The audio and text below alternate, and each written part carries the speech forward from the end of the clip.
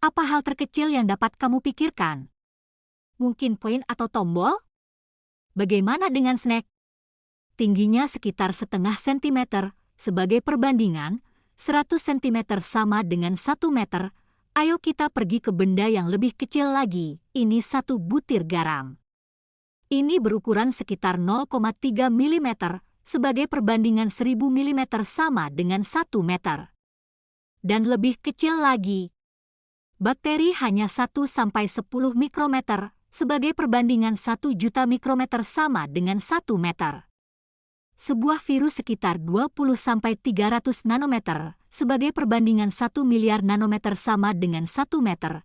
Diameter dari DNA adalah 2 nanometer, ukuran dari atom hanya sekitar beberapa angstrom.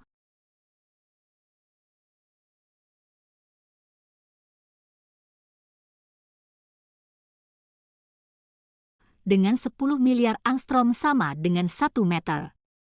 Saat kamu berpikir tentang atom, kamu mungkin berpikir gambar seperti ini.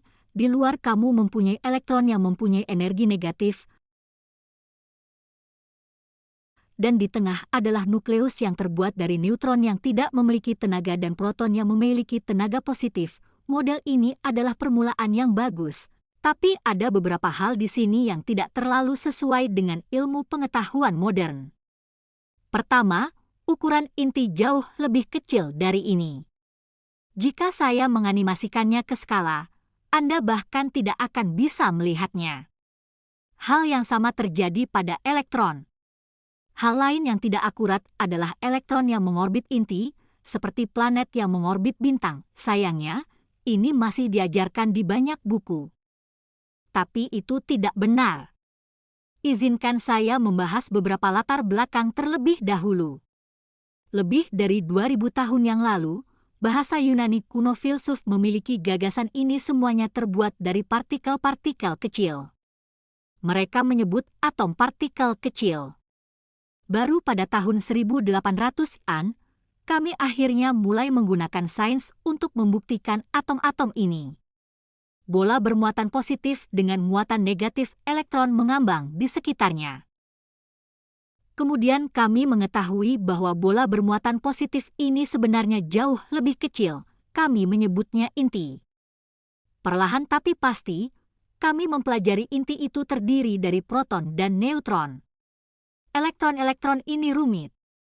Awalnya kami berpikir mereka harus melakukan sesuatu, jadi mereka mungkin berputar di sekitar inti seperti ini. Elektron kemudian ditemukan memiliki perbedaan tingkat energi.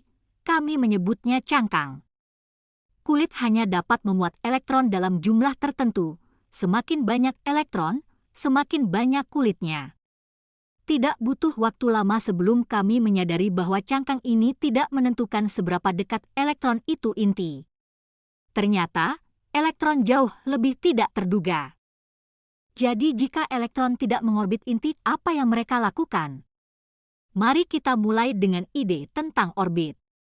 Di sini kita melihat bumi mengelilingi matahari. Jika bumi ada di sini hari ini, kita bisa menggunakan hukum fisika dan gravitasi untuk memprediksi dengan tepat di mana bumi akan berada 3 bulan dari sekarang. Kita tahu di mana letak bumi dan kemana arahnya. Sekarang mari kita ke ukuran atom. Dengan elektron, segalanya sedikit berbeda. Kita tidak tahu persis kemana dan kemana arahnya. Kita hanya bisa mengetahui satu atau lainnya pada waktu tertentu. Artinya tidak mungkin untuk benar-benar tahu apa yang dilakukan elektron. Yang terbaik yang bisa kami lakukan adalah memprediksi di mana elektron akan ditemukan. Daerah ini paling umum dikenal sebagai elektron cloud. Namun jika kita ingin lebih spesifik tentang di mana untuk mencari elektron, Anda perlu mengetahui tentang orbital. Ini tidak sama dengan orbit.